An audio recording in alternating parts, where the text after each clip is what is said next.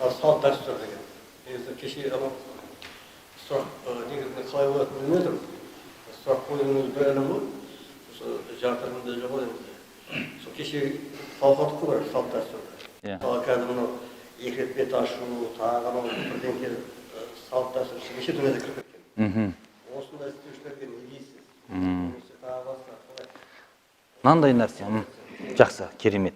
Кейбір мына бізде енді үйлену, ажырасу мәселелері қазір көп болып жатыр ғой. Үйлену жақсы нәрсе, бірақ ажырасу жақсы емес ол. Алла тағала оны адал да болса, ондай нәрсені жек көреді деп айтқан. Ажырасу деген нәрсе. Соның үшін мына нәрсені айтайық. Келін түсірген кезде қазір қазақы дәстүрмен беташар жасап жатқанға қарсы болып ширіктеп жатқандар бар. Бұл құлшылық емес ағай, бұл дәстүр. Келіннің сәлемі солай, келін келіп сәлеметсіз бе демейді. Басып болды, істі бітіреді сонымен. Сәлемі де, құрметі де бәрі сол оның. Соны бұны ата бабаларымыз баяғыдан әйел адам сөйлемесін, келін деген тек қана сәлем жасасын. Ол қайнағасына да, қайны атасына да, үлкендерге жаңағыдай солай сәлем береді, соны тірлік бітіреді. Бұл ешқандай құлшылыққа кірмейді. Соның үшін дәстүр әрдайым дәстүр, ол нәрсені тыюға болмайды дейді. Жасай берсін.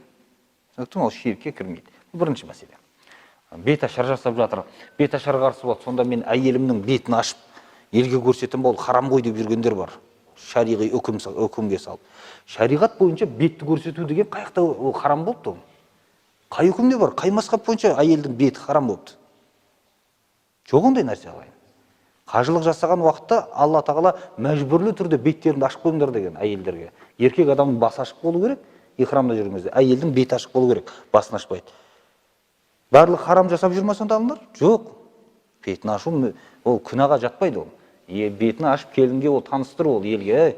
Мынау біздің келін ертең көріп, жігіттер тиісіп жүрмесін. Ол біздің үйдің келіні бұл деп таныстырып қой оны. Демек не екен? Бұл дәстүрлі түрде жасалып жатқан нәрсе. Ондай нәрсеге діни үкім іздей бермеңіздер, керек емес ол. Дәстүрді бұл қазақ дәстүрі деп қабылдаңыз болды. Өйткені құлшылық емес, ешқандай ондай құлшылықпен де қатысы жоқ нәрселер. Одан кейін қазіргі уақытта тағы бір айтатын нәрсеміз, қазір тұрмыстан келген қыздарды, қайтып келген қыздарды кәдімгі бет ашылмаған қыз секілді қылып қазір ұзатып жатқандар бар.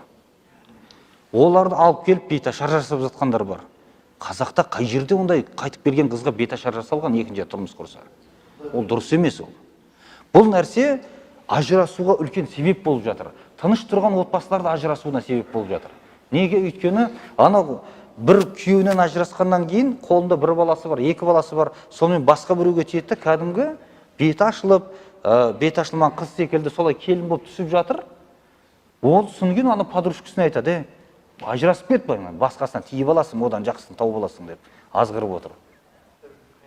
Бізде қазақта бір рет бет ашылған келін екінші рет бетін ашпайды ағайын. Ондайға ұрынбаңыздар. Ағайын туысыңыз, жақыныңыз болуы мүмкін. Ол сіздің қарындасыңыз болуы мүмкін. Екінші тұрмыс жанып жатса, ондай нәрсе жоқ қой. Жасамаңдарды жасатпау керек. Дәстүрге сай болу керек. Өзіміз қазақылық дейміз, қазақылық ұстанар кезде ондай ұстанбай қаламыз.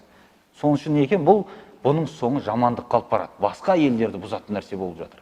Соның үшін сақтанайық, ондай нәрсені аулақ болайық ағайын.